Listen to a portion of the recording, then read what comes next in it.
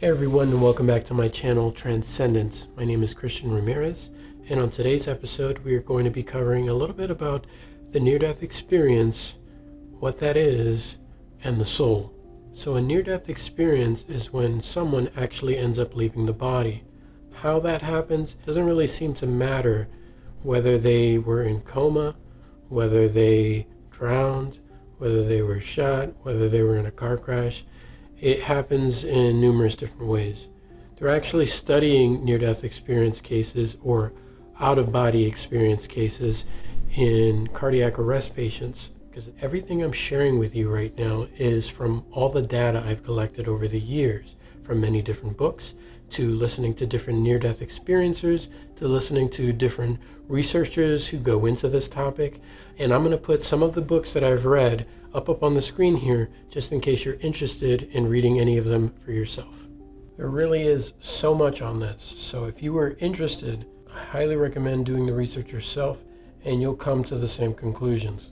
So when someone has a near-death experience, their consciousness or soul, whatever you wish to call it, ends up leaving the body. They end up having a new type of awareness. Most people actually recall when they're having the experience that they can see all around them, or a better way to put it is that they have spherical vision, so they can see in 360 degrees. I'm sure many of you have heard the pinpoint of light or the tunnel.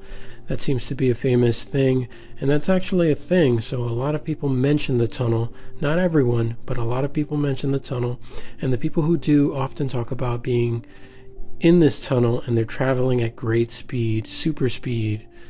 But it doesn't always start out that way. A lot of times people mention a blackness or just being in darkness. They often describe it as being in a velvety blackness. And a lot of people also mention that this doesn't frighten them, but some people are frightened by this experience, at least at first. But the people who aren't describe it as being very peaceful and feeling that they have such great peace. This space ends up actually calming a lot of people down during the experience.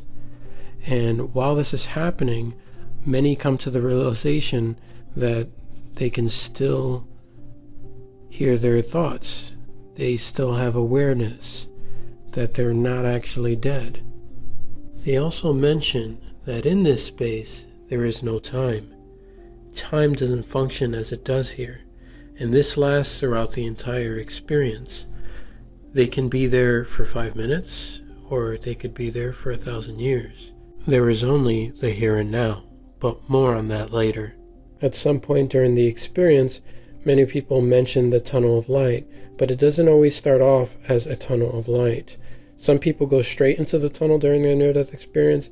Many people enter this blackness first, and they're kind of like in a waiting area. They're waiting in this velvety blackness, and then they notice a pinpoint of light. It starts off as a pinpoint, and then it becomes bigger and bigger as they get closer and closer.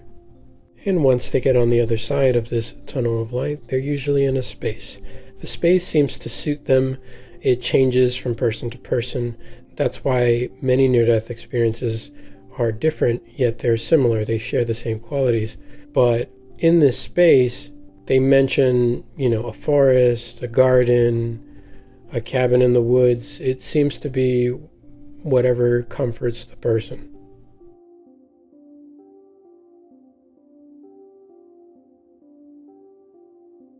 It is then that they are greeted by deceased loved ones, family members who've passed before them, sometimes family members they never met. They could be ancestral or people who died before they were even born. And they can also meet spirit guides there or other beings referred to as angels of light, and some people don't actually have a term or they don't really understand this, so when they see these beings, they describe them as angels. But when they're asked to describe what they actually look like, they either look like forms of light, sometimes spheres of light, sometimes other souls are perceived as spheres of light, but other times they're also described as in human form. And although they are in human form, they have a translucent appearance, and they each have their own unique light to them. their own luminescence. And the space that they are in also has its own luminescence.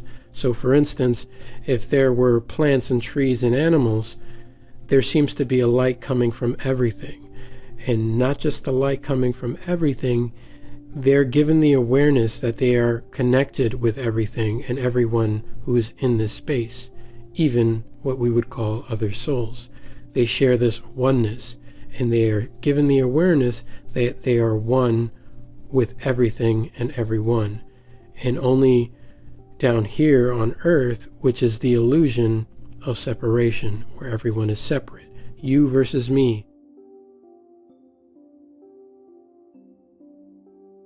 Deceased loved ones and beings of light are not the only things that seem to be here. There is often mentioned a source or a greater being that is often in the background, but not always. Sometimes this great source often greets the person who has recently crossed over. People often mention the difference between the beings of light, their deceased loved ones, from this source being. And they mention that you can just tell, you just know that this is source, God, whatever you wish to label it.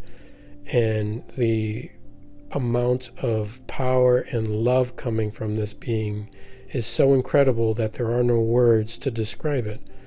And some people even end up having a little bit of fear while in its presence, but at the same time, it only ever gives out unconditional love.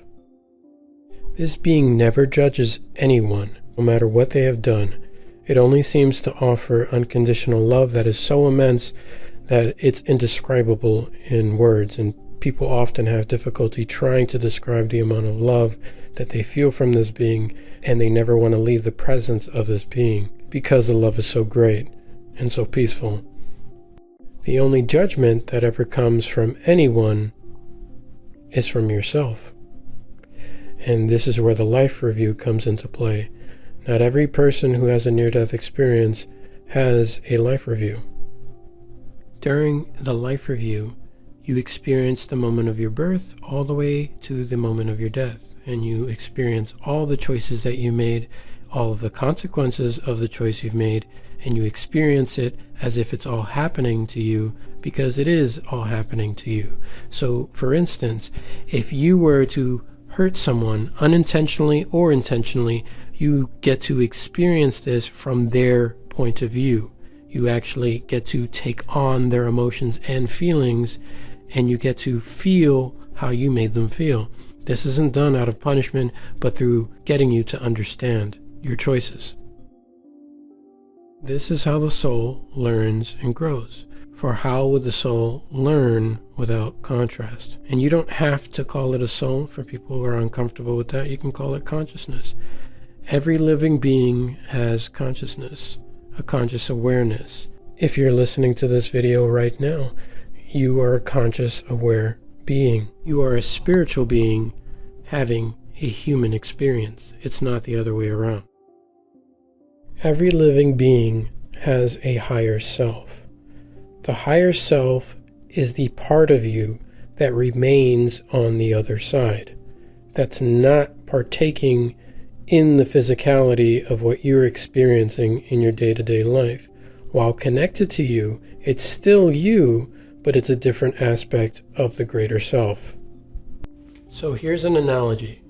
If my hand is the oversoul, then the fingers are the different aspects of that oversoul.